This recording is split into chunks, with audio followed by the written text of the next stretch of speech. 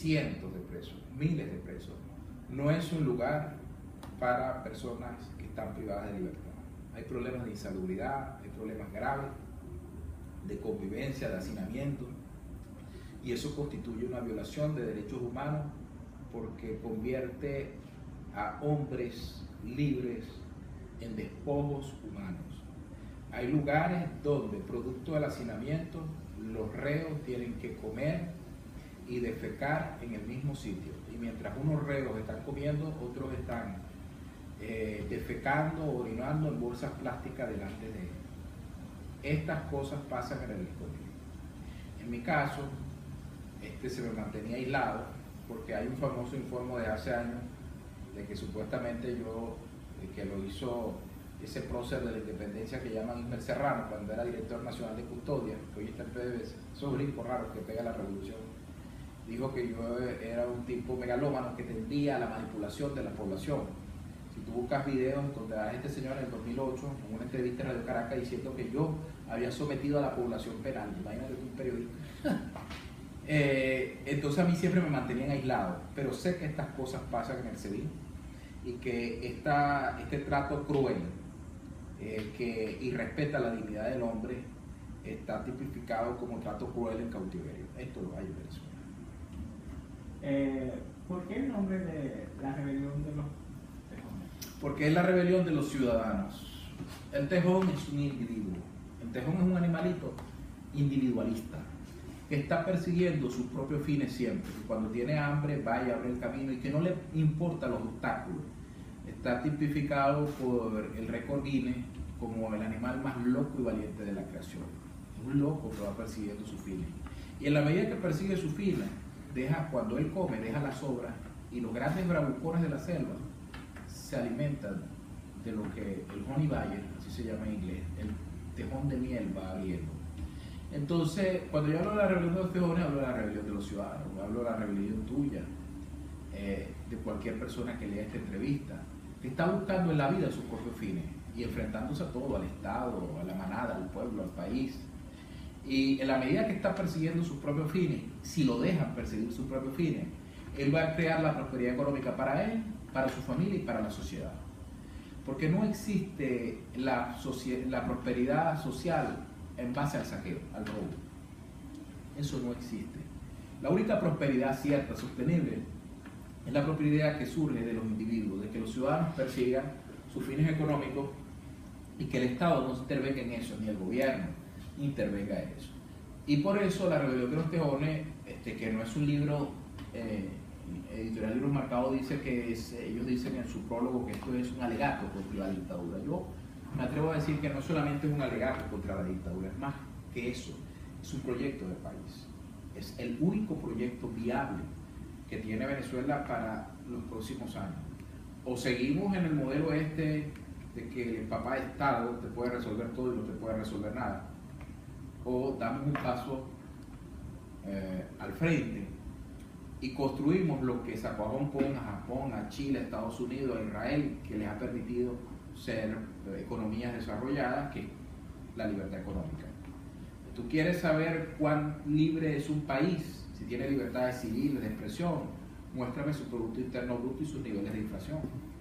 Si su Producto Interno Bruto es muy alto, si sus niveles de inflación son muy bajos, si el riesgo país es muy bajo, quiere decir que hay bastante libertad política porque hay libertad económica. Pero si la inflación es muy alta, si el riesgo país es muy alto, si los indicadores económicos son desastrosos, ahí no hay ninguna libertad política, porque la pérdida de la libertad económica siempre supone pasar de la democracia a la dictadura.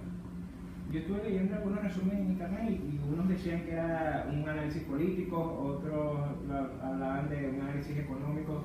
Sí. Se nota que es una lectura bastante densa. Pero entonces el objetivo de INA es ese, una propuesta, dar una propuesta de país. Es una propuesta política. ¿Por qué? Porque el libro te dice qué es lo que hay que construir políticamente, cuáles son las limitaciones del Estado, hasta dónde tiene que llegar el Estado. Entonces hasta allí es una propuesta política. ¿Cuán importante es el ciudadano? ¿Qué es más importante, el ciudadano, el país, el pueblo, el individuo, la sociedad? ¿Cuáles son las funciones del Estado? Entonces ahí es una propuesta política. Y es una propuesta económica porque habla del único sistema que puede sacarnos de la pobreza y el único que no se ha implementado en Venezuela, que es la construcción de una economía de libre mercado. Y una economía de libre mercado es precisamente lo que yo toco aquí, pero como yo soy muy joven, tengo 36 años, tengo que justificar muy bien, porque alguien pudiese decir, pero este no sabe de lo que habla. ¿De qué habla este muchacho? Entonces, yo hago un repaso filosófico por las ideas que sustentan las ideas de la libertad. Von Mises, Hayek, Friedman, Ayn Rand, Tocqueville. Y cuando me están pidiendo la corbata, y cuando hago ese repaso, entonces llego a una conclusión realmente importante. Fíjate, en el caso de Ludwig von Mises, uno de los padres de la Escuela Austriaca de Economía, la Escuela Austriaca de Economía que influyó muchísimo en Margaret Thatcher, y Margaret Thatcher ha sido una de las, si no la mejor primer ministro del Reino Unido. Ludwig von Mises fue invitado después de la caída de Perón en el 58 a Argentina. Y otro hombre que yo toco aquí, que es Milton Friedman de la Universidad de Chicago, que influyó muchísimo en la Chile post-Allende, y gracias a esas ideas Chile es lo que es hoy. Bueno, ambos fueron invitados a dos países en ruinas, Argentina y Chile. En el caso de von Mises se reunió en las universidades, habló, recomendó lo que había que hacer y no lo atendieron, no le prestaron atención, desecharon sus ideas. En el caso de Milton Friedman, Chile acogió sus ideas y las puso en práctica. Mira Chile, mira Argentina. Entonces, siguieron en un país las vías del control, el estatismo, ahí tienes a Argentina, y en otro siguieron las ideas del libre mercado, ahí tienes a Chile. Entonces no hago solamente un recalco filosófico, sino lo más importante, voy poniendo los ejemplos concretos de los lugares donde lo que yo predico se ha puesto en práctica. Y hay alguien que pudiera decir, sí, pero bueno, esas ideas del libre mercado, porque la sociedad es nórdica, lo que llaman los socialdemócratas las sociedades de bienestar, ¿no? Los estados de bienestar. Cuando tú analizas las sociedades de bienestar, te das cuenta que a partir de que se impulsó los llamados estados de bienestar, no ha habido una empresa nueva que genere la utilidad y prosperidad que crearon las empresas antes que se creara el estado de bienestar. Y cuando tú te das cuenta y estudias cualquiera de esas sociedades nórdicas, de esos países, Suecia, etcétera, Noruega, te das cuenta de que siempre en esas sociedades lo que prevaleció fue el respeto al mérito, el derecho a la propiedad, el respeto a la iniciativa individual, ideas absolutamente liberales. ¿Y qué fueron estas ideas liberales lo que crearon la prosperidad que les permitió a ellos el reparto? Porque el estado de bienestar no se puede hacer sino saqueando lo que los ciudadanos crean. Dos cosas: o saquea los recursos naturales, el caso de Venezuela, o saquea las riquezas que crean los ciudadanos, el excedente de los ciudadanos. Pero el estado de bienestar no lo crea de cero, son los ciudadanos.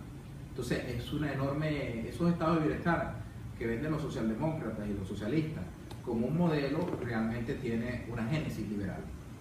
Pero un gobierno chavista nunca tomaría este tipo de medidas. Ni un gobierno chavista, porque el gobierno chavista, el socialismo, es el contrario a todas estas ideas. Pero no solamente el socialismo, quienes aspiran al poder en Venezuela, ninguno pusiera en práctica estas ideas. Porque estas ideas llaman a la prosperidad económica, hacen al país rico, suben el Producto Interno Bruto, desarrollan lo único que está moviendo el mundo hoy día, que no es el petróleo, por cierto, la tecnología y la información. Las grandes fortunas del mundo no están en manos de los tipos del petróleo, Rockefeller, ni los dueños de General Electric, ni de General Motors. Están en manos de muchachos que no llegan a 30 años, son los dueños de Baidu, de Instagram, de Facebook, de Periscope, de Snapchat.